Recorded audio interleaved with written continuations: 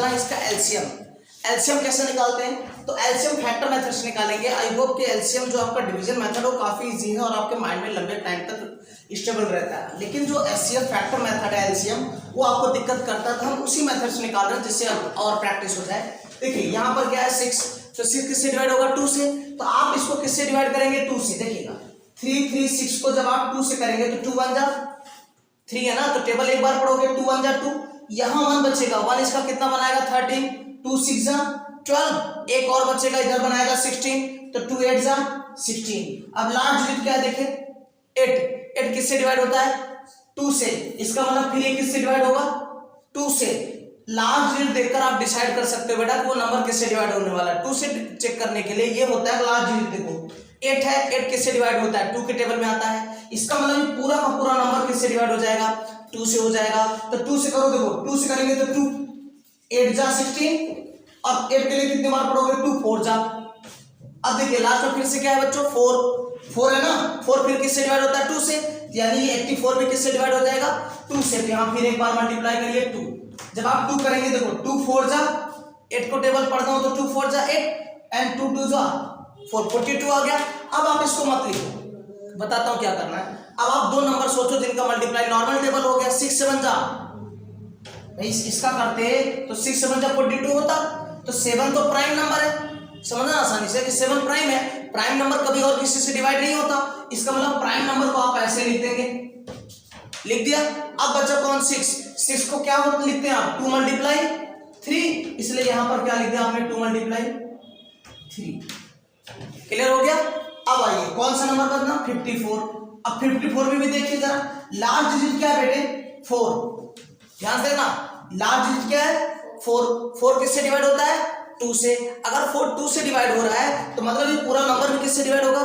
2 से। तो आप एक बार 2 लिख दीजिए, एक बार 2 लिख दिया। अब 2 से डिवाइड करो, तो देखो 5 के लिए 2 का टेबल कितना पढ़ोगे? देखो 2 1 जा 2, 2 2 जा 4, 2 3 जा 6, ज्यादा हो रहा है तो 2 2 जा 4, 2 बार टेबल पढ़ लिया। ये 5 है, तुमने 4 बार पढ़ा, तो एक तो बचेगा ना, एक इसको बना देगा 14। अगर जिनको नहीं समझ में आता तो आप डिवीजन में देखो कैसे होता। 2 2 जा 4, मैंने यही तो बोला, जब आप 4 पढ़ोगे एक बचेगा ना, एक इसको क्या बनाएगा बच्चे? 14 बनाएगा, तो इसका जो एक बचेगा इसको 14 बना देगा। फिर 2 7 जा 14 कट गया, तो कितना आया? 27। अब देखिए 27 लास्ट नंबर क्या है? 7 कभी 2 से डिवाइड नहीं होता, इसका मतलब 27 2 से नहीं होगा। तब किससे चेक करो? 3 से। 3 से चेक करने का रूल क्या होता है पता है? इन दोनों को जोड़ो, 7 और 2 कितना हो गया? 9। 9 किससे डिवाइड होता है? 3 से। और अगर ये छोटा नंबर है बेटा, 9 3 जा 27, आपने पढ़ा भी होगा, तो 9 3 जा, इसमें कितने नंबर है? 9 और 3, तो प्राइम नंबर कौन है पता है? 3। प्राइम नंबर 3 है, तो इसको कोई और डिवाइड नहीं कर सकता, तो यहाँ क्या लिख दिया? 3। अब क्या बचा? 9 को फिर से क्या लिख सकते हैं? 3 इंटू, पहले समझ लीजिए बच्चा, करने की जरूरत नहीं, हो गया 3 इंटू 3, सारे फैक्टर लिख लिया। अब डिसाइड कैसे करेंगे एचसीएफ और एलसीएम? अगेन ध्यान देना, फैक्टर मेथड।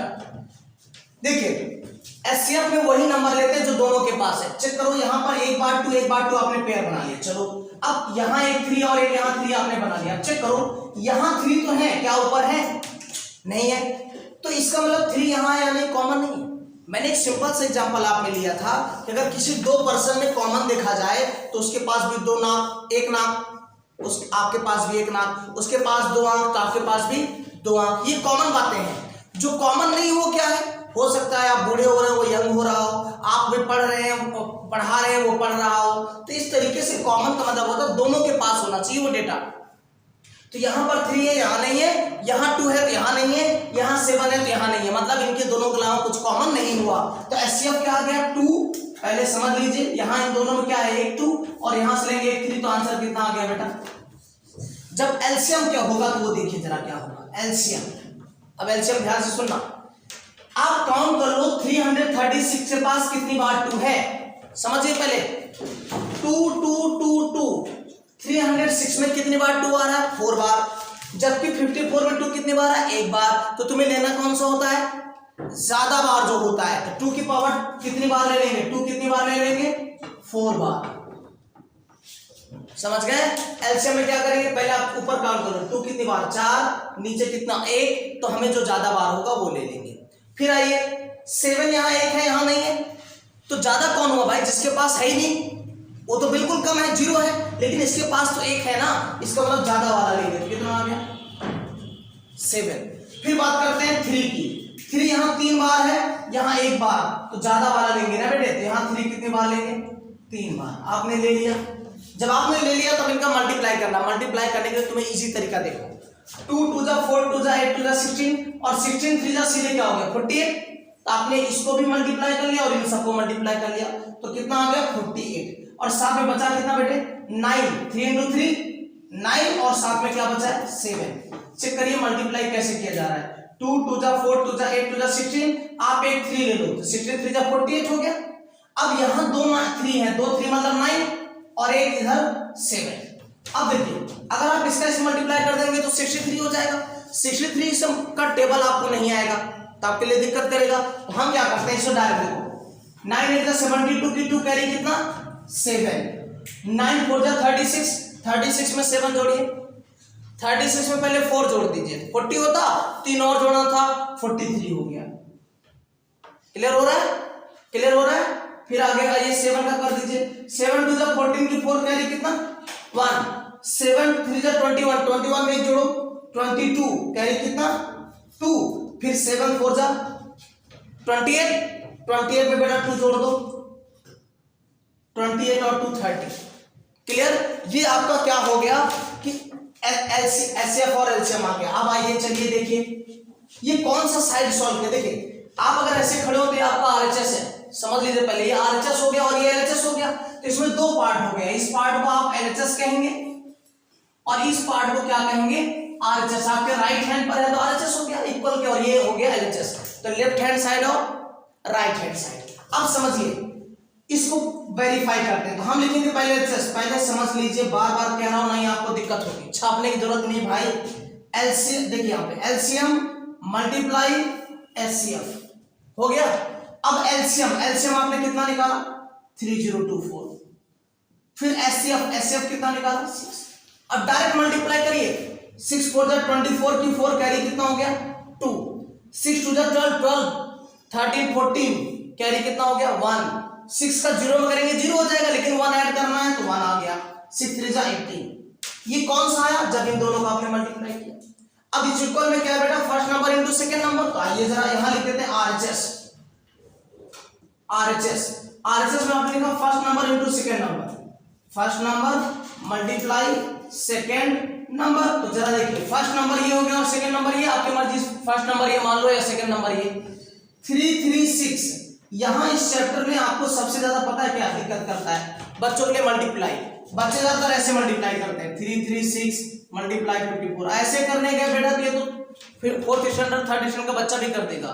आप 10th या 9th में तो आपका जो मल्टीप्लिकेशन है वो स्मार्ट तरीके से होना चाहिए, ठीक है, इसलिए मैं डायरेक्ट बताता हूं कैसे करेंगे। देखिए इसको आप ऐसे लिख सकते थे 50 + 4, कोई पंगा भाई 54 50 + 4, और बाहर क्या था बेटे 336। अब आपका ये 1 बार इसमें मल्टीप्लाई करना पड़ेगा और 1 बार इसमें, तो जब आप इसका इसमें करेंगे तो 5 6 जा 30 कैरी कितना हो गया 3, फिर 5 3 जा 15, 15 में 3 जोड़ेंगे बेटे 18, 18 की 8 कैरी 1, फिर 5 3 जा 15 और 1 16, और आपने इन दोनों को मल्टीप्लाई में एक जीरो तो छोड़ा है ना, हमने तो 5 6 जा 30 है, 30 वाला जीरो है, लेकिन एक जीरो छोड़ा था ना, तो जितने जीरो छोड़ते उतने लगा दो। अगर यहाँ 2 जीरो होते तो हम 2 जीरो छोड़ रहे थे लगा देते। फिर किसकी बारी, इसकी 4 6 जा 24 की 4 कैरी कितना 2, फिर 4 3 जा 12, 12 में 2 जोड़ो 14 कैरी 1, फिर 4 3 जा 12 और एक कैरी 13। अब इन्हें जोड़ना है, तो जोड़ने के लिए आप वही बच्चों वाला ऐसा मत करिए कि आप ऐसे साइड में लिखेंगे और फिर आप ऐसे ऐड करेंगे, नहीं। अब बता दो पहला डिजिट क्या है 4, इसका भी पहला डिजिट ले लो, तो 0 और 4 कितना होगा 4, फिर दूसरी डिजिट क्या है 4, यहां दूसरी डिजिट क्या है 0, 4 में 0 फिर से 4, तीसरी डिजिट क्या है 3, डॉट लगाते जाइए कंफ्यूज नहीं होगा। यहां तीसरी डिजिट क्या है 8, तो 8 में 3 जोड़ेंगे तो कितना आएगा बेटा 11, लेकिन 11 की क्या लिखोगे 1, जैसे यहां देखो 8 ये तो 4 4 8 और 3 11 के 1 लिखोगे तो कैरी 1 अगले पे जाएगा ना, तो आप ऐसे फिंगर पर 1 कर लीजिए, तो क्या लिखा 8 3 11 की 1 कैरी 1, फिर बचा है चौथा डिजिट 1, यहां 6, तो 1 और 6 कितना होता है 7, एक कैरी 8, अब यहाँ कुछ बचा नहीं, लेकिन यहाँ क्या है 1, तो यहाँ क्या आ गया 1। चेक करिए दोनों बराबर हैं। तो ये जो फार्मूला दिया है ना, बेसिकली आप कल शायद कम समझ पाए होंगे अगर कराया है मैंने तो। यहाँ पर देखिए क्या है आपके पास, ये दोनों फार्मूले सही है या नहीं, ये चेक कर लिया है एक तरीके से आपने कि जो फार्मूला बनाया गया ये कैसे बनाया गया। आसान है, जस्टिफाई कर रहा है ना कि 2 नंबर का मल्टीप्लाई कर दिया जाए। आपने 2 नंबर का मल्टीप्लाई कर दिया, वही आंसर आया। और वही आंसर किसके बराबर हुआ, इन्हीं दोनों नंबर के एचसीएफ और एलसीएम, इसका और इसका मल्टीप्लाई कर दो तो किसके बराबर होगा, इन दोनों नंबर के मल्टीप्लाई के बराबर। तो टाइप 1 क्वेश्चन था। तब आपको क्लियर हो गया फार्मूला क्यों सही है। अब इसका टाइप 2 क्वेश्चन कैसे बनेगा, देखिए टाइप 2 क्वेश्चन कह रहा है कि इनका एचसीएफ एलसीएम दे रखा है, एलसीएम एचसीएफ दे रखा है। देखिए तो डायरेक्ट आप टाइप 2 में क्या करें, फार्मूला अप्लाई करिए, HCF multiply LCM is equal to, देखो नंबर की बात कर रहा है तो first number multiply second number. Okay, ध्यान से सुनना। अब यहां जो दिया है वो लिख दो। कह रहा है एचसीएफ ऑफ 2 नंबर इज 145, मतलब एचसीएफ कितना दिया बच्चे 145, तो यहां क्या रख दिया आपने 145, एंड देयर एलसीएम इज, यानी उनका एलसीएम कितना दे रखा है 2175, और फर्स्ट नंबर कितना दिया है 725, और पूछा क्या है अदर नंबर, मतलब सेकेंड नंबर, 2 ही तो नंबर है इसमें, तो सेकेंड नंबर आपको बताना है कि सेकेंड नंबर क्या होगा। तो बहुत आसान है, देखिए कुछ नहीं, 5 से कट करते जाइए, आई थिंक 525 520 22, ये कट जाएगा 2 जा, चेक कर लेते हैं 145 का डबल करो, नहीं जाएगा 25, नहीं 5 जा, चेक करते हैं 5 5 जा 25 की 5 कैरी कितना 2, 5 4 जा 20 और 2 22 कैरी कितना 2, 5 1 जा 5 2 7। कैसे अंदाजा लगा लिया मैंने सर, देखिए जरा आप, ये देखो ऐसा 145 है ना, 145 में 5 है लार्ज चीज, और यहाँ भी 5 है, तो 5 में केवल 5 का मल्टीप्लाई करो या 7 का मल्टीप्लाई करो, तभी लास्ट में 5 आएगा। देखो 7 5 जा 35, अगर आप 5 का 7 में करते हो तभी लास्ट में 5 पॉसिबल है ना, या फिर 5 का 5 में मल्टीप्लाई करते हो तब क्या आएगा। तो ऐसे नंबर जिसके लास्ट में 5 आए, तो 7 कैसे पता लगा नहीं आने वाला, क्योंकि यहाँ 100 का 7 टाइम 700, और उसमें 45 और ज्यादा है तो 7 से ज्यादा हो जाएगा, लेकिन 5 से कर रहे तो आसानी से हो गया। तो यहाँ 5 आ गया, 5 1 जा 5 से सेकंड करो। देखो टेबल डायरेक्ट कैसे पढ़ोगे, 5 का टेबल ऐसा पढ़ेंगे 21 से ज्यादा ना हो, तो 5 4 जा 20, एक बच रहा है, एक इसके साथ क्या बना लेगा 17, तो 17 के लिए 5 का टेबल कितनी बार पढ़ोगे 3 बार, 5 3 जा 15, बचा 2 इसके साथ जोड़ो बेटे तो 25 हुआ, जोड़ने के मतलब इसके बगल आ जाएगा, तो 5 5 जा 25, तो नंबर क्या आ गया 435 इक्वल सेकेंड नंबर। ये आपका आंसर है, ये आपका आंसर है। अच्छा ये डिवीजन बाकी लोग नोट कर सकते हैं जिनको समझ में आ गया, ये थोड़ा सा रफ वर्क देंगे जिनको डिवीजन नहीं आया।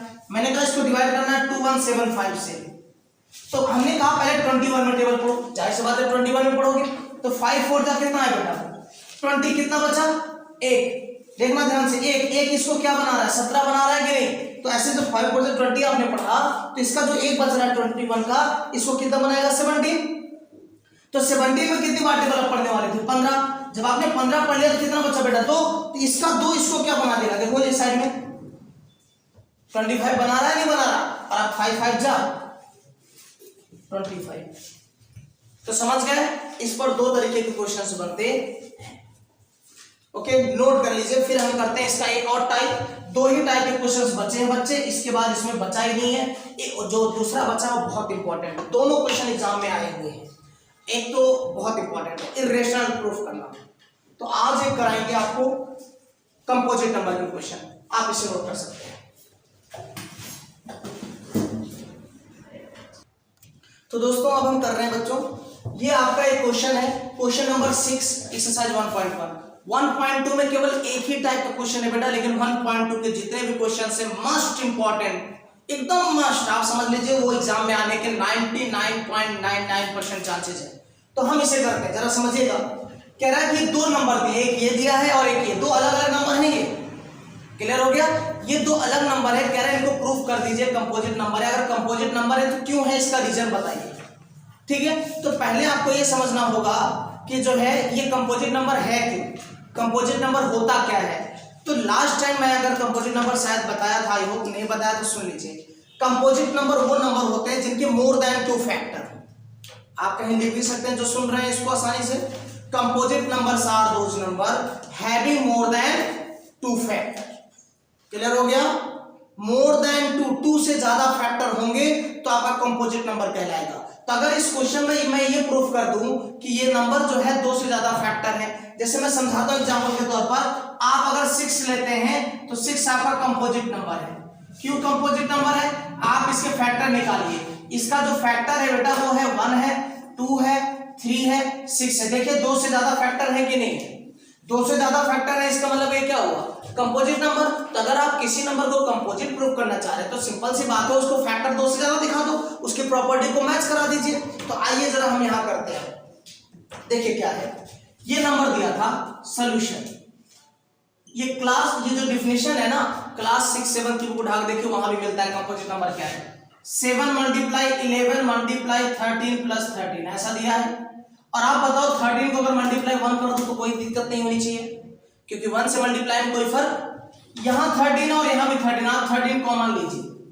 देखिए 13 कॉमन लेंगे, कौन आपने 13 को बाहर किया है, आपने 13 को बाहर किया, कौन कौन सा नंबर बच रहा है? 7 मल्टीप्लाई 11, और यहां से 13 बाहर हो गया, और यहां से 13 बाहर होगा तो क्या बचेगा? प्लस 1 बच गया। 11 से बन जा प्लस 1 मल्टीप्लाई 13, और ये देखिए कितना बन गया? 78। मुझे ये बताइए इनमें प्राइम नंबर कौन है? 13 बच्चे प्राइम नंबर है, तो प्राइम नंबर के खुद के कितने फैक्टर होते हैं? हमेशा 2। प्राइम नंबर कोई होगा उसके 2 फैक्टर होंगे, एक तो 1 होगा और वो नंबर हिमसेल्फ। क्लियर? वो नंबर खुद का अपना फैक्टर होता है, सेल्फ का। अब ध्यान से सुनो, इसके तो 2 फैक्टर है, तो अगर इसके साथ कोई भी नंबर लगा होगा तो उसके भी तो फैक्टर पॉसिबल हुए। इसका मतलब क्या हुआ कि ये जो नंबर है 2 फैक्टर तो रख रहा है, इसके साथ कोई नंबर जुड़ा तो उसके ज्यादा ऑटोमेटिक 2 से फैक्टर हुए। यहां से क्लियर हो रहा है ना कि ये खुद का तो है, अगर इसके साथ जुड़ा है, अगर प्राइम भी होता ये तब भी तो 2 नंबर आते। तो सो यहां से क्लियर हो गया क्या? So it's clear that number having more than 2 factor, number having more than 2 factor, ये जो नंबर है मोर देन 2 फैक्टर, मोर देन 2 फैक्टर, इसके 2 से ज्यादा फैक्टर है। So it is a composite number, it is a composite number. Clear हो गया? कैसे करते हैं आप? तो ये रफ कर देते हैं, इसकी नीड नहीं है, तो ये आपका हो गया। सिंपल स्टेटमेंट लिखना है, आपको दिखा देना है। सिमिलरली दूसरे पार्ट में भी बोर्ड एग्जाम में पूछे जाने वाला बहुत इंपॉर्टेंट क्वेश्चन है, इसमें 2 ही 3 क्वेश्चन बनते हैं। चलिए दूसरा भी देखिए, 7 multiply 6 multiply 5 multiply 4 multiply 3 multiply 2 multiply 1 plus 5। फिर वही बात है, अगर 5 को 1 से मल्टीप्लाई करेंगे कोई दिक्कत नहीं होने वाली है। अब आप क्या करिए पता है, आप कॉमन लीजिए, इस बार कौन कॉमन दिख रहा है? 5।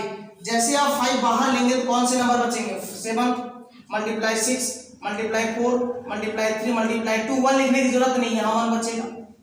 अब मल्टीप्लाई कैसे करेंगे? देखिए 2 3 जा 6, 6 6 जा 36 में किसका करना है? 7 का, और फिर क्या बचा? 4 प्लस 1। देखिए कैसे मल्टीप्लाई हो रहा है। 7 6 42 के 2 कैरी कितना? 4। 7 3 21 में आप 4 कर दीजिए, फिर बच्चे क्या मल्टीप्लाई 4, यहाँ मल्टीप्लाई 5 है, 5 मल्टीप्लाई 4 2 जा 8, 4 5 जा 20, और 20 की 0 कैरी कितना? 2, फिर 4 2 जा 8 और 2 10, और प्लस में क्या था बेटा? 1। ये कितना है? 109, और ये कितना है? अब यहाँ फिर देखिए 5 कैसा नंबर है? प्राइम। तो इसके कितने फैक्टर थे? 2। ये जो नंबर है प्राइम नहीं है तो इसके तो एक से ज्यादा फैक्टर होंगे ही होंगे, तो मतलब यहाँ क्या 2 तो यही है, इसके साथ कोई नंबर लग रहा है तो ऑटोमेटिक क्या हुआ? 2 से ज्यादा फैक्टर हुआ ना। नहीं समझ पाए तो छोटा एग्जांपल लेता हूँ, अगर कहीं आपने 3 लिखा, ये प्राइम है ना, तो इसके कितने फैक्टर होंगे? Only 2 factor, only 2 factor. कौन होगा? और वो नंबर होंगे 1 एंड 3 फैक्टर, मतलब उसे जो डिवाइड कर दे। भाई 3 को कौन डिवाइड करेगा? 1 करेगा और 3 को कौन डिवाइड करेगा बेटा, 3 करेगा।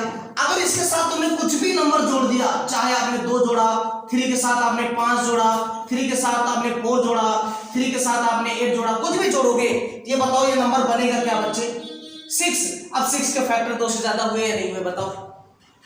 तो इसीलिए प्राइम नंबर के साथ अगर कोई नंबर जुड़ेगा तो उसके फैक्टर ऑटोमेटिक 2 से ज्यादा हो जाएंगे।